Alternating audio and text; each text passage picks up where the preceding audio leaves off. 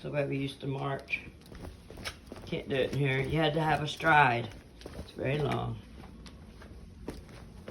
Well, we took off too. How you doing? Y'all, it's hot in Texas. It's a heat wave of all heat waves. This year, I'm responsible for my own very own electric bill, power bill, air conditioning bill, because that's what it is in the summer. It's an air conditioning bill. It's strained to the max. My studio is about 110 degrees probably.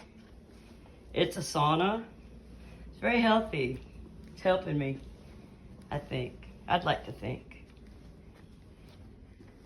Y'all, it's really hot, and I think tensions are running high all over the world, but especially in our country of America, our badass little country here.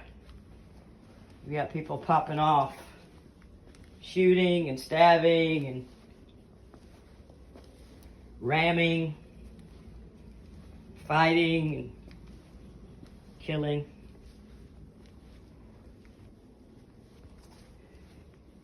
I went through something yesterday. It was very traumatic. I wasn't able to sleep very well.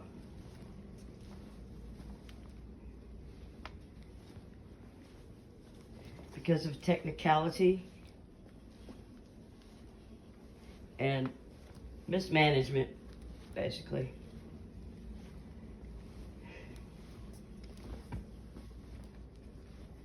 My mother's things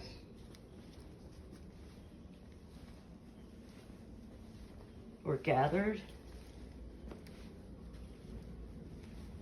and taken to the church that she belonged to, that she loved. And we're going to donate her stuff in a rummage sale. Because I didn't tag each and every item. My executor brother, who loves me so very much, has told me that I forfeited all these items and they had to be sold, or he didn't have any obligation anymore to help me get them. So, and he got very angry that I dared rescue these things from a sale. I was either foolish enough or smart enough to email the church and ask them for help. But they said there will be no problem. So I went, and there was a problem. I was met with a guilt trip. Could just donate to the church. But, you know, if I want to make a donation to the church, I will make a monetary donation. These are my things that you had on the tables everywhere after I asked you to please let me have them back. I asked the church if they would please let me have them back. And they said yes, no problem. There won't be a problem. There was a problem. I got told, you have to find it all. I don't care. It's not my problem. And you snooze, you lose. So the whole attitude, the whole atmosphere was hostile in the church that I grew up in the fellowship hall, where I went every Sunday. And a lot of Wednesday nights, a lot of Thursday nights. From my birth until it no longer suited me, sorry to say, as a church. And I'm not going to talk about the church. That church helped build my family, employed my mother. I grew up in that church. I know the layout before they remodeled it. It's still in my head. Things like that. Sentimental things that are valuable to me, but apparently not to them. They wanted to sell it in the worst way. That's what I was dealing with yesterday. While people were shooting people and stabbing people and God knows what else. I have learned through the Holy Spirit how to hold my peace, how to wait for Him to speak, how to listen, how to hear the call and know what to do. Jesus said, I just do what I see the Father doing. That is, ladies and gentlemen, a psychic connection so pure to the God that created this universe, you and I. He knew us before we were born. And I have chills. And I want to cry. I love you guys, you who are listening and vibe with this. If you resonate with these experiences of being scapegoated and forced into cruel measures to hurt you, it's just designed to hurt you. It's just designed to stonewall you and make you feel small. You don't deserve this. This gigantic mirror. That's the implication. You don't deserve this.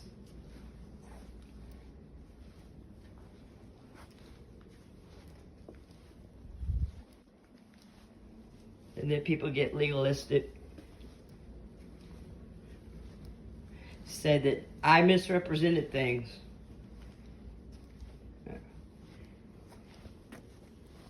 How hard is it to gather things together, which was what I was doing when I was living in my mother's house before she died and after she died. I was there the morning she died. My door was knocked on and I was asked the question, what funeral home are we using? As if I had anything to do with it. As if I was ever consulted about anything. But this is how he told me my mother died. There were no hugs.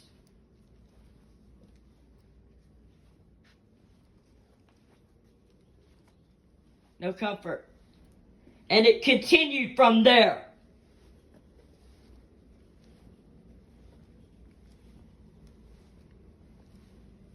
The people who dictated my mother's burial, y'all.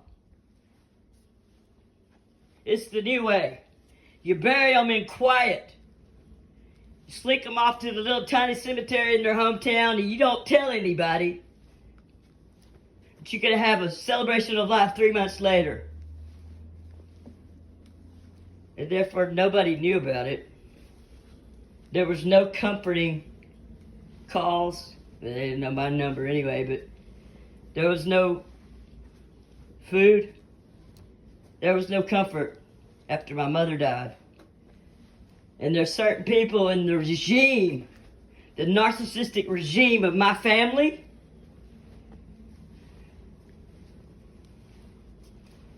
who like it that way.